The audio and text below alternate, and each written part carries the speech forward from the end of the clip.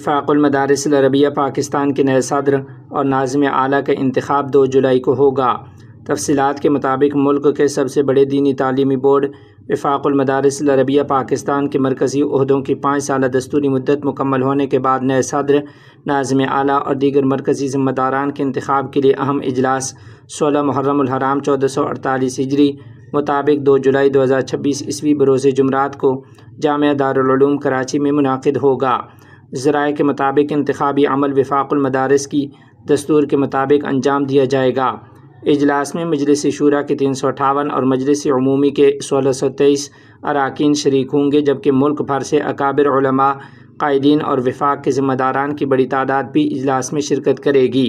کراچی سے باہر کے بیشتر قائدین اور منتظمین شہر میں پہنچ چکے ہیں، جبکہ اجلاس کے تمام انتظامات مکمل کر لیے گئے ہیں۔ اس سے قبل 1 جولائی 2026 کو وفاق المدارس العربیہ پاکستان کی سابقہ مجلس عاملہ کا اختتامی اجلاس بھی منعقد ہوگا، جس میں گزشتہ دستوری مدت کی کارکردگی کا جائزہ لیا جائے گا اور انتخابی اجلاس سے متعلق آخری انتظامی امور کو حتمی شکل دی جائے گی۔ دینی و علمی حلقوں کی نظریں اس اہم اجلاس پر مرکوز ہیں، کیونکہ اس میں آئندہ 5 سالہ دستوری مدت کے لیے وفاق المدارس العربیہ پاکستان کی نئی مرکزی قیادت کا انتخاب کیا جائے گا۔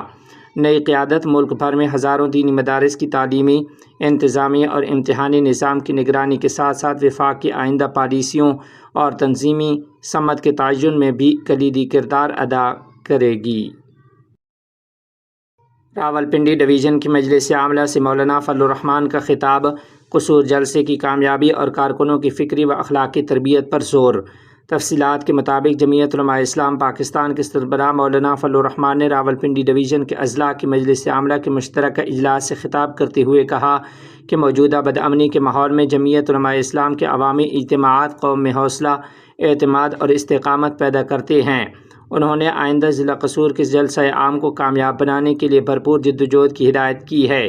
مولانا فضل الرحمان نے کہا کہ انسان کو اللہ تعالیٰ نے زمین پر اپنی خلافت اور شریعت کے نفاذ کی ذمہ داری سونپی ہے، جبکہ قرآن کریم انسانیت کی رہنمائی کا محفوظ اور کامل سرچشمہ ہے۔ انہوں نے کہا کہ سیاست کا مقصد عدل، انصاف اور انسانی معاشرے کی اصلاح ہے اور جمعیت علماء اسلام اسی نظریے کی علمبردار جماعت ہے۔ انہوں نے علماء کرام اور کارکنوں پر زور دیا کہ وہ قرآن و سنت، اکابر علماء دیوبند اور فقہ حنفی کی امانت داری کا حق ادا کریں، باہمی اختلافات، عہدوں کی کشمکش اور گروہی رویوں سے اجتناب کریں اور اپنے کردار اور اخلاق سے قوم کے اعتماد کو مضبوط بنائیں۔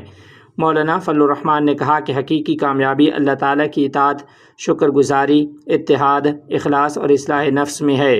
انہوں نے کارکنوں کو تلقین کی کہ وہ جماعتی نظم، باہمی محبت اور دینی ذمہ داریوں کو مقدم رکھتے ہوئے قصور کے جلسہ عام کو تاریخی کامیابی سے ہمکنار کریں۔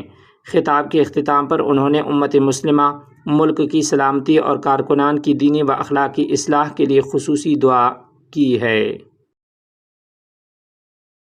کچھ میں انہدامی کارروائیوں پر جمعیت علماء ہند متحرک، ہائی کورٹ سے سپریم کورٹ تک قانونی جدوجہد کا اعلان۔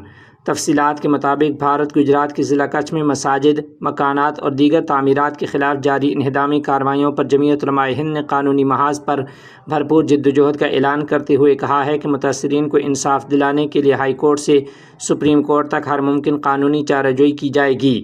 جمعیت علماء ہند کے صدر مولانا محمود حسن مدنی کی ہدایت پر جنرل سیکرٹری مولانا حکیم الدین قاسمی کی قیادت میں ایک اعلیٰ سطحی وفد نے بھج، گاندھی دھام، آدی پور، ورنورہ اور دیگر متاثرہ علاقوں کا دورہ کیا۔ وفد نے مقامی شہریوں، مساجد کی انتظامیہ، وکلاء اور سماجی ذمہ داران سے ملاقاتیں کر کے صورتحال کا جائزہ لیا۔ وفد نے گاندھی دھام کی تاریخی جونا کنڈلا مسجد کا بھی معائنہ کیا، جہاں مقامی افراد کے مطابق وقف ریکارڈ میں درج مسجد سمیت متعدد تعمیرات کے خلاف کارروائی کی گئی۔ موصولہ معلومات کے مطابق اب تک تقریباً 30 تعمیرات متاثر ہوئی ہیں، جن میں 11 مذہبی مقامات، 17 تجارتی عمارتیں اور 2 رہائشی مکانات شامل ہیں۔ جمعیت کے وفد نے میتھا پور میں ماہی گیر خاندانوں کی بے دخلی کے معاملے کا بھی جائزہ لیا اور اعلان کیا کہ متاثرین کو معاوضہ اور متبادل زمین دلانے کے لیے گجرات ہائی کورٹ سے رجوع کیا جائے گا۔ اس موقع پر بھج میں سینئر وکلاء کے اجلاس میں ضلع بھر کے وکلاء پر مشتمل ایک لیگل سیل قائم کرنے کا بھی فیصلہ کیا گیا۔ جمعیت علماء ہند نے اپنے بیان میں کہا کہ یہ جدوجہد آئین، انصاف اور قانونی حقوق کے تحفظ کے لیے ہے، جبکہ نوجوانوں سے صبر، حکمت اور آئینی دائرے میں رہتے ہوئے پرامن انداز میں اپنی جدوجہد جاری رکھنے کی اپیل کی گئی ہے۔ دارالعلوم وقف دیوبند تخصصات کے طلباء کے لیے ایک ہفتہ پر مشتمل تربیتی ورکشاپ کا آغاز۔ تفصیلات کے مطابق حجت الاسلام اکیڈمی دارالعلوم وقف دیوبند کے زیر اہتمام قاعۃ الامام شاہ ولی اللہ دہلوی سیمینار ہال میں تخصصات کے طلباء کے لیے دی بنڈنگ لیڈرشپ کے عنوان سے ایک ہفتہ پر مشتمل تربیتی ورکشاپ کا انعقاد کیا جا رہا ہے۔ ورکشاپ کے دوران معروف ٹرینر محترم جناب مرزا عبداللہ بیگ صاحب طلباء کو قیادت، شخصیت سازی، مؤثر ابلاغ، عملی مہارتوں اور قائدانہ صلاحیتوں کی نشوونما سے متعلق مختلف موضوعات پر رہنمائی فراہم کر رہے ہیں۔ انتظامیہ کے مطابق اس تربیتی پروگرام کا بنیادی مقصد تخصصات کے طلباء میں قائدانہ اوصاف کو اجاگر کرنا، ان کی شخصی و فکری تعمیر، عملی صلاحیتوں کو نکھارنا اور انہیں عصری تقاضوں کے مطابق مؤثر کردار ادا کرنے کے لیے تیار کرنا ہے۔ واضح رہے کہ یہ ورکشاپ ایک ہفتے تک جاری رہے گی، جس میں تخصصات کے طلباء بھرپور دلچسپی کے ساتھ شرکت کر رہے ہیں۔ شاملی مذہب تبدیلی کیس میں نیا موڑ، محمد علی عرف آیوش ملک کی گھر واپسی، والدین سے معافی مانگ لی۔